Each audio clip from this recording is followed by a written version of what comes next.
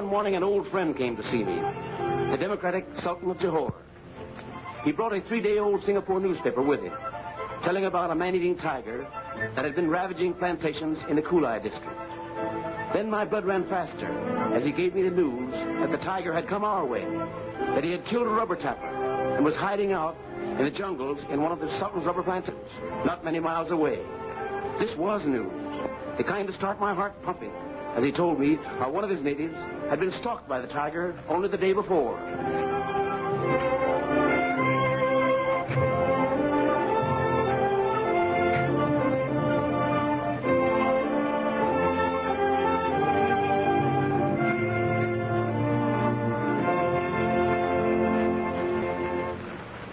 The native had been drawing sticks from a rubber tree when suddenly he looked up, straight into the glaring eyes of the man-eater.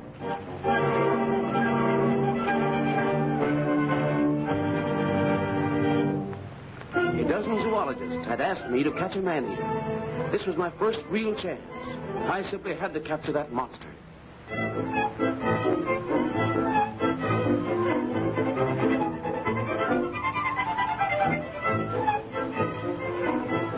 Later at the plantation, the Sultan showed me the tiger's trail, and how he had come over the state fence. There were deep, ugly scars of his claws in the wood, and his pug marks on the soft earth.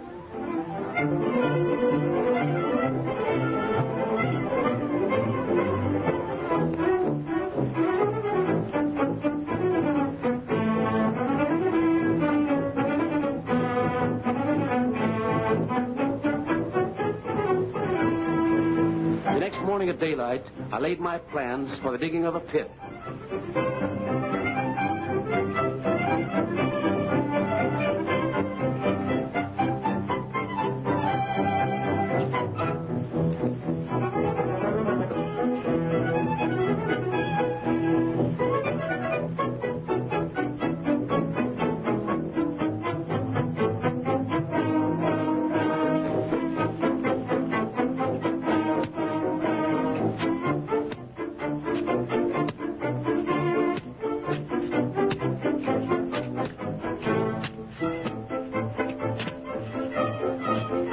Then I ordered a hole cut in the fence.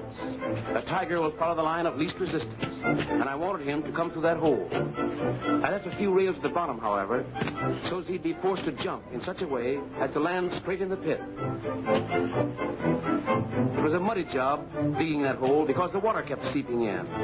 Later on, however, it proved lucky for all of us that there was water in the bottom of the pit.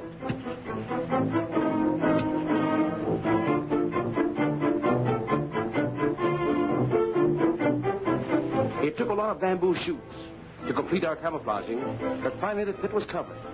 Now everything was up to the striped man-eater.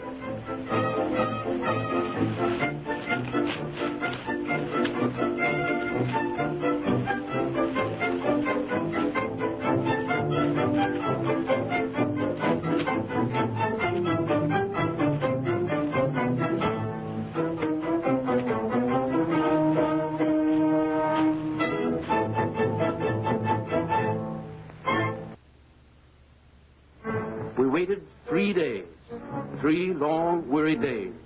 Then one morning at dawn, he came.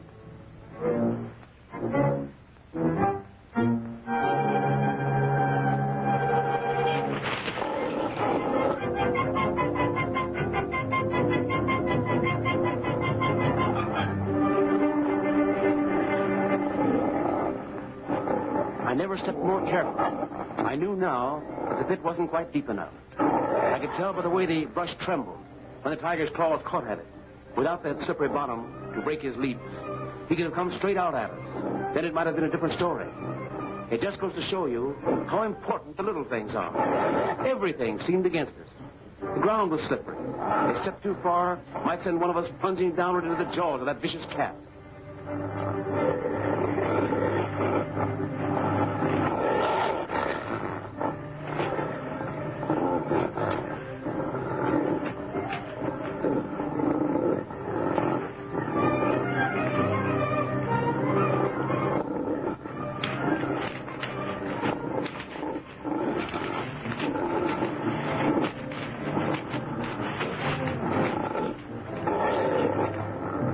We did our best to protect ourselves by laying boards and poles across the pit.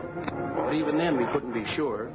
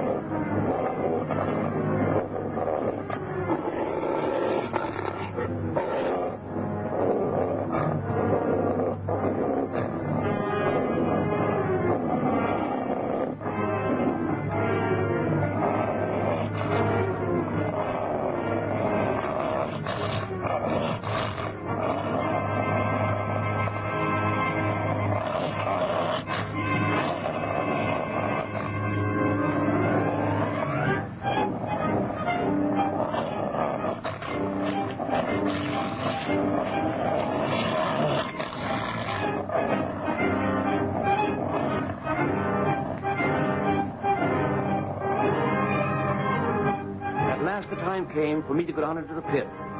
Someone had to guide that cat into the box we'd lowered. I'd much rather have been coming up instead of going down.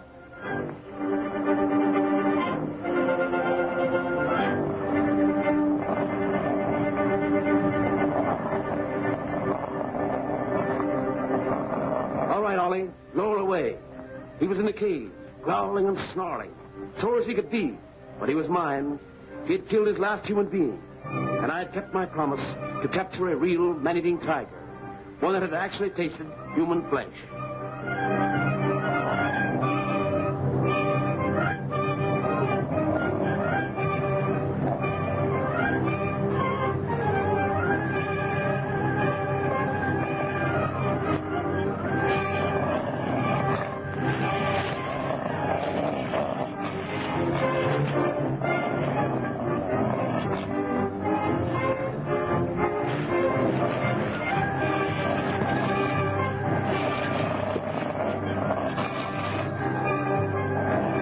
Rig up a derrick to get him out. He weighed nearly 500 pounds, but once above ground, well, it was a great feeling to carry that man-eater away to serve his life sentence for murder.